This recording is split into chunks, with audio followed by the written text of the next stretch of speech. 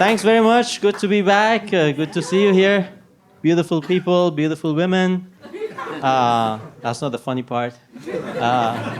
It was sincere, but beautiful women. I mean, I'm a conservative married man, so of course I have eyes for only one beautiful woman, Emma Webb.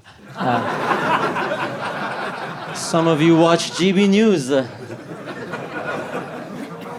Right. So I am from Iran and Italy, Italian, Iranian. I guess that makes me racist.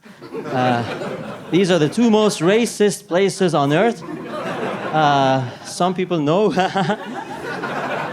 People ask me, why are Iranians so racist? I mean, Iranians would be forgiven for being racist because when they look around, all their neighbors have names that end in istan.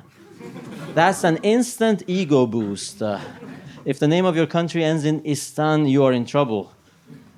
I was watching this movie with Gerard Butler, and he was talking to a terrorist over the phone. He was saying, "I'm coming for you all the way to Fakhedistan." And I thought, oh, that's one of our neighbors. That's one of our neighbors he's mentioning. Actually, I think the British government had something to do with the creation of Fakhedistan. So that's the Iranians. And why are Italians racist? Why is anybody racist? People think they're better than others, so they become racist. Except that in the case of the Italians, they have the monuments and supercars to prove it. So that's that covered. Italian, Iranian. Now, do you guys like the world?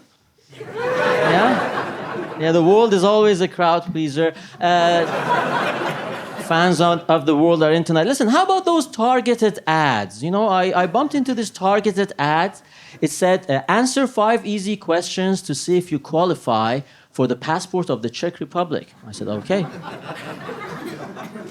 That's not the funny part. Okay, if you laugh on the premise like that, okay, I get worried. But anyway, I said, okay, let's check this out. Answer 5 easy questions to find out if you qualify for the passport of Czech Republic. Question 1, is your grandfather's name Vyacheslav? This is not helpful. This targeted ad doesn't know me at all. But sometimes targeted ads are spot on. For example, I received this job offer, very flattered actually. Chief Operations Officer, big multinational company, name yet undisclosed, location southern Beirut.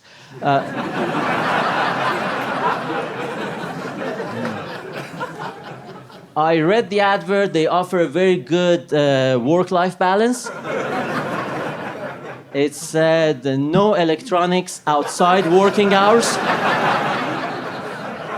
Also, no electronics inside working hours.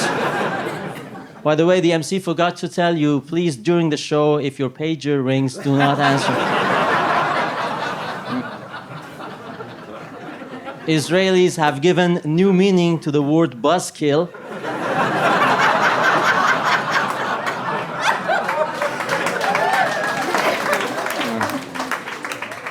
I'm not Jewish, I just look Jewish. And by the way, these pagers, men usually carry them in their side pocket, so when they blow off, you know, the damages, the area, the area damage. I'm trying to say that Israel and Hezbollah have jointly become pioneers of gender transition in the Middle East.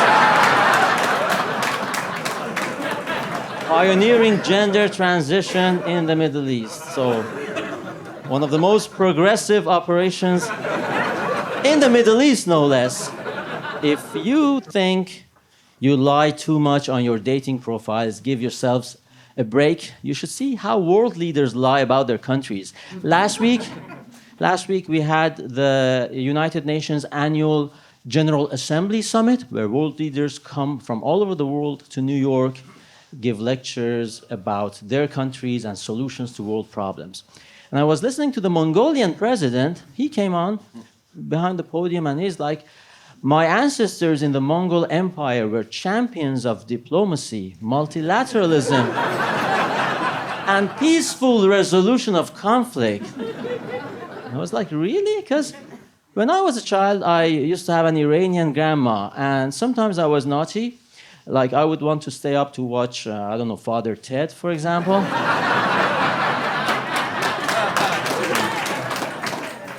And I remember my grandma telling me, it's time for bed. Go to bed, otherwise I'll ask the Mongolian men to come and eat you. I mean, from the steppes of Central Asia to the borders of Ukraine and Romania, grandmas are threatening their kids with the Mongolian men coming to eat you. And they're lecturing us on multilateralism. But they all fib. Joe Biden came on, yeah, I love this country. That's why I left the presidential race voluntarily. I mean, as voluntarily as Charles I relinquished his throne. And the Iranian president came on, yeah, Islam is the religion of peace. We want peace. And then the Israeli prime minister came on, and he said, we want peace too. Esh. We have done peace before. Esh. We shall do peace again. Esh. In the Bible, Moses tells the Jewish people, Laham chayich, negorim etem imzer. Esh. In the Bible, Moses came across this burning bush. The bush was burning because it was on Esh. Esh is Hebrew for fire. Right. This is a multilingual gig for you guys. So that was that. And then the Canadian foreign minister came on. She had a long speech.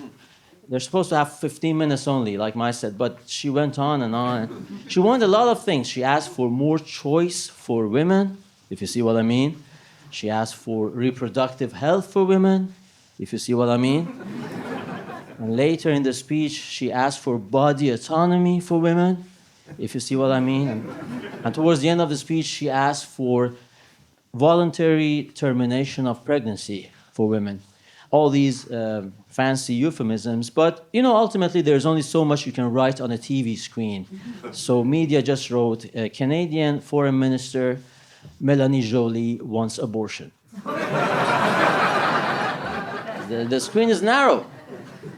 All these euphemisms. I mean, they're up to something nasty when they use euphemisms. Right? It's a bit like the name of your country. There's a rule. The nicer the name of your country sounds, the more you are in trouble.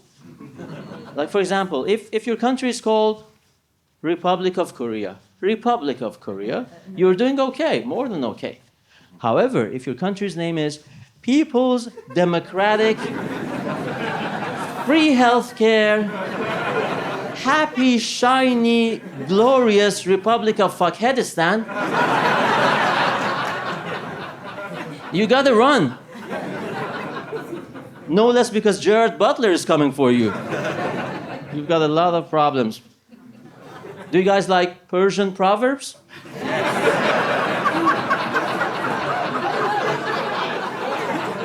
Bringing something different to the table.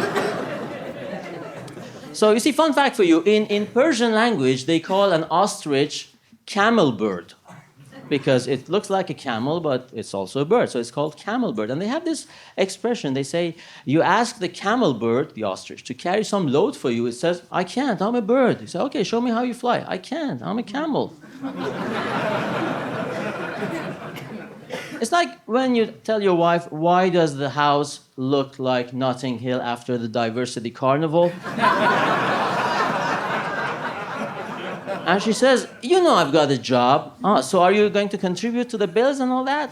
It's a part-time job. It's a totally camel bird situation. It's a valid proverb. I mean, we had better, but Mongolians burned a lot of libraries with their multilateralism and peaceful conflict resolution. So speaking of the Persian camel bird, in America we have Kamala Harris.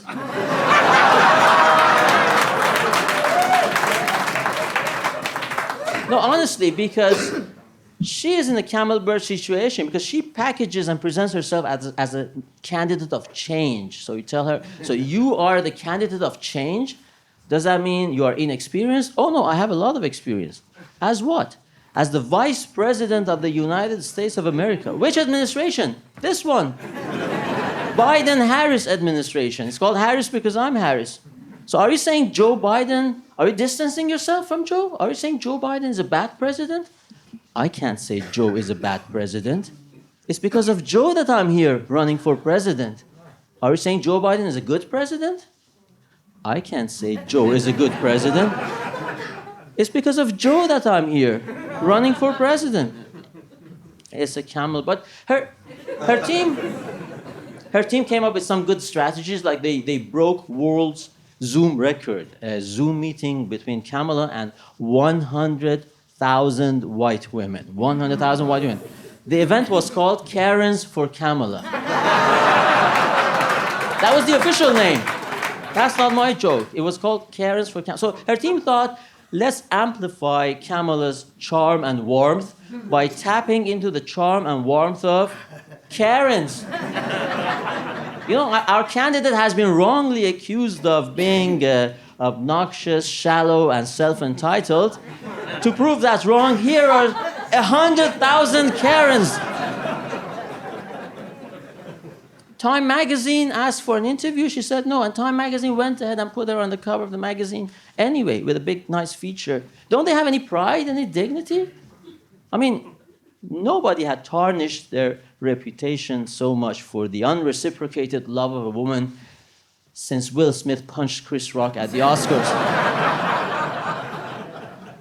And then she got the endorsement of Taylor Swift, and people said, you know, Taylor Swift, a career over songs about her bad choices. Now she's okay. But now she's getting international endorsements. The latest international endorsement comes from Captain Francesco Schettino, former captain at Costa Crociera cruise ship. She said, quote, Kamala is able to steer the country towards the right destination. So that's that. That's nice. But okay, so some of these bits will do better with the Americans on YouTube. But Kamala is endorsed by Time magazine and Taylor Swift, and Donald Trump is endorsed by our Lord. Cheated death twice so far. It was embarrassing for the Secret Service. These female agents were supposed to cover him from bullets, and they were short and fat and clumsy with the gun holster and all that. It was embarrassing. And the head of the Secret Service went to the Congress and said, look, in their applications, they said they were fit, these women. Also, they said, they said they were good at emotional stability, debating logically, and opening jars.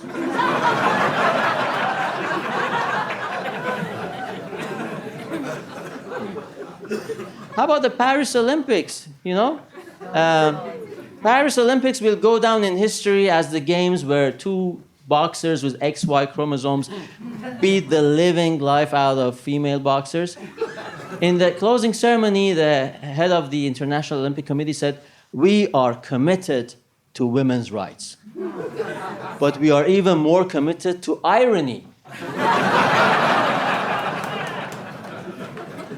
So there was this Algerian boxer, Iman Khalif, and there was a debate, is she a woman, is she not a woman? And some people said, oh, she has a vagina. Although XY chromosome, but she has a vagina, she is a woman. Vagina doesn't qualify you to be a woman. This is not 2021.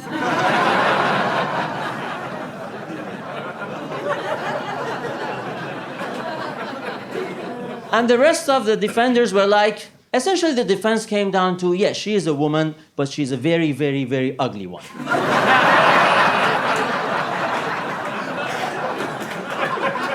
That's not good. You don't want that as your defense. And she got bullied online by, I don't know, TERFs or biological women. She said it was horrible, very upsetting. And she said the most upsetting thing about being bullied online by these women was that she couldn't punch them in the head.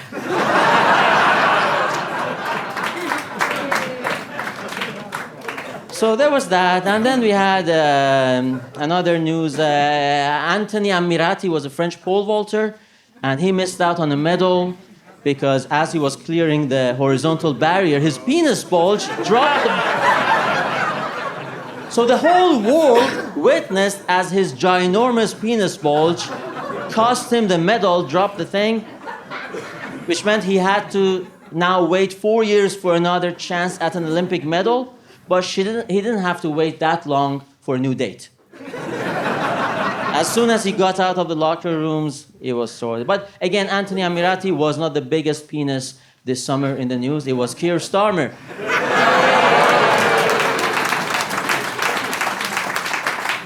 There were race riots after 3 little kids were killed by an immigrant. So Keir came out as a prime minister. He said, I'm utterly saddened by the senseless loss of these 3 beautiful police cars.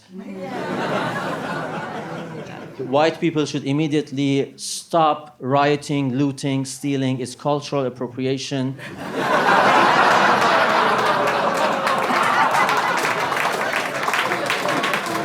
He had a point, to be honest. I mean, cut Keir some slack. And now he wants to give Chagos Islands to Mauritius. I mean, giving Chagos Islands to Mauritius is the biggest betrayal of Labour government towards Britain ever since they gave London to Pakistan.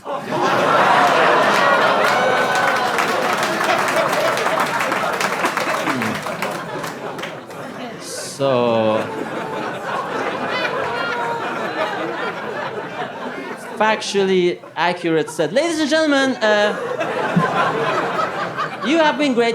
This is a beautiful heavyweight lineup tonight, but I'll venture that, save any surprises, I'll be the funniest Italian Iranian of the night.